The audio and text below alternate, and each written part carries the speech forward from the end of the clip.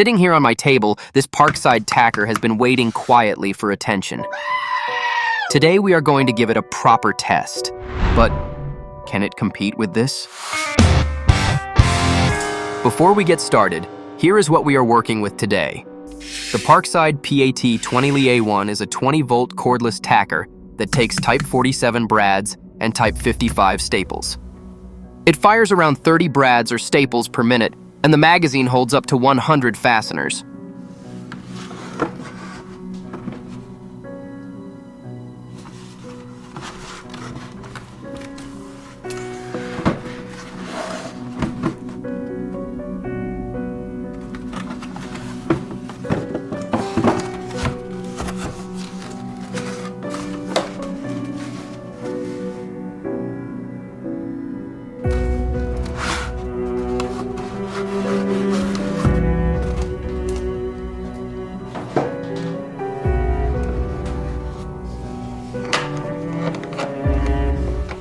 Let's open it up and see what Parkside includes.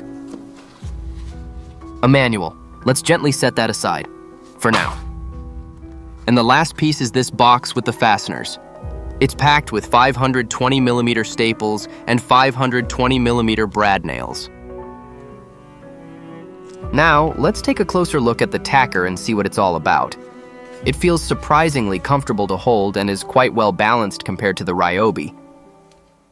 This seems to be a fill level indicator, which is always handy to have, and a large sticker showing what fasteners the machine can handle. It is placed much better than on the Ryobi, making it far easier to see, especially if you have a memory as bad as mine. Where am I?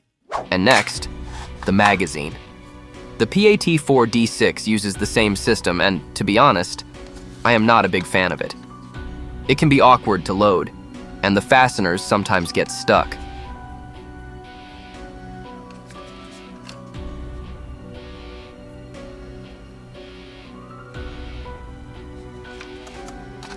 This is something I have not seen on many other tools, the fabrication date. A small detail, but actually useful. Good to know if something ever goes wrong in the future, or simply to make sure you have a newer model. Alright, before we jump into testing, let's quickly look around the tool and its main features, and I promise to keep quiet this time.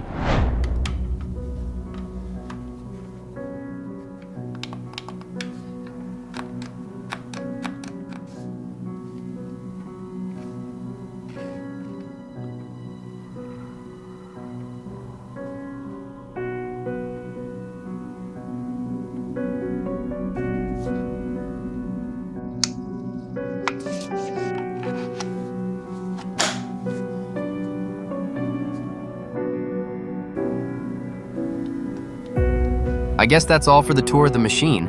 If I missed anything or you want to know more, drop a comment. Now, time for the fun part, test time.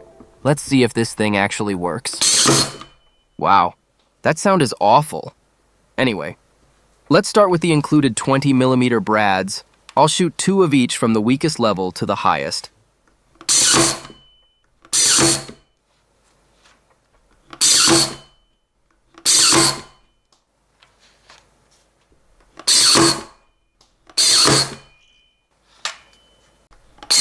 Now it's just shooting blanks.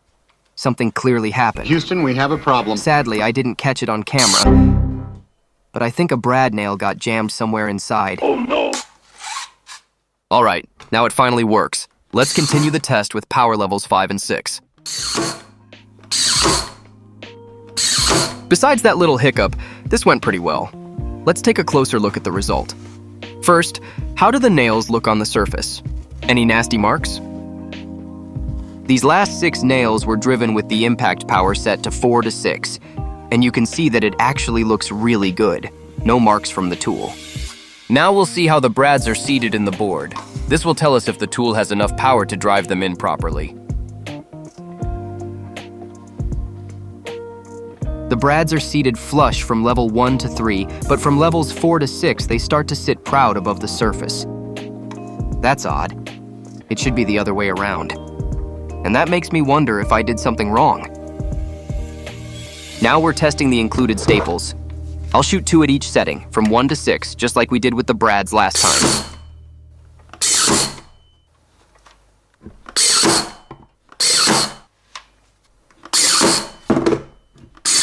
Put it back. Sorry!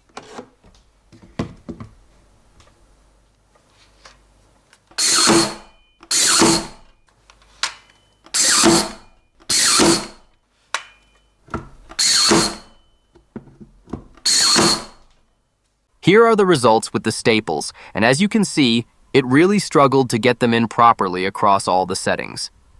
From 1 to 6, there wasn't a single shot that went fully flush. The best one was at level 5, where it came the closest, but even there it still left them sitting slightly proud of the surface.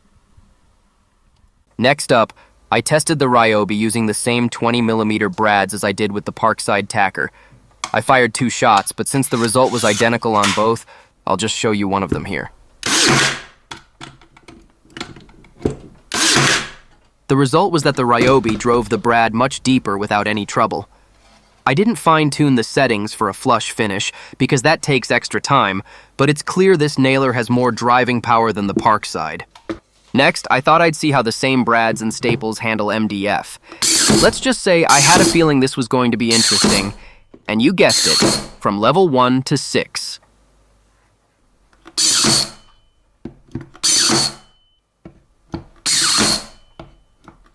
And as you can see, this didn't go nearly as well as with the OSB. The tool really struggled with the 21mm MDF and couldn't drive the brads or staples flush at all. MDF is denser, so I expected it to need a bit more power, but even at the higher settings, it just wasn't enough. The brads stick up about 1 to 1.5 millimeters, while the staples stick up around 3 to 4 millimeters. It's clear that this thicker material is tougher for the tool, and getting a clean, flush finish would take a lot more effort. Let's see how the Ryobi performs on the MDF.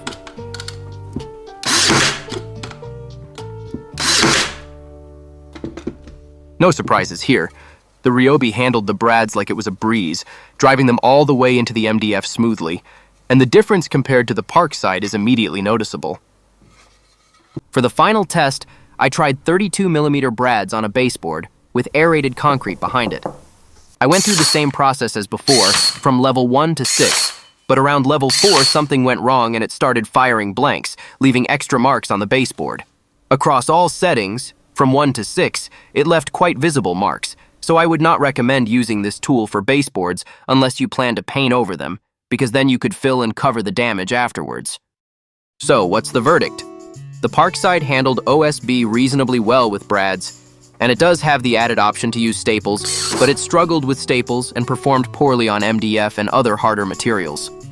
Misfires and surface marks were also a bit disappointing. It might work fine for light DIY use, especially if you only need something for occasional brads and staples. But if you want consistent results or plan to work with tougher materials, it falls short. The Ryobi R18N18G, on the other hand, not only has noticeably more power, but also offers separate controls for both impact strength and driving depth, giving you far better control over the finish. That wraps up this test and comparison. I hope it helps you decide what's right for your projects. On this channel, we cover more than just tools, so if you enjoyed this video, there's plenty more to check out. Thanks for watching, and don't forget to subscribe.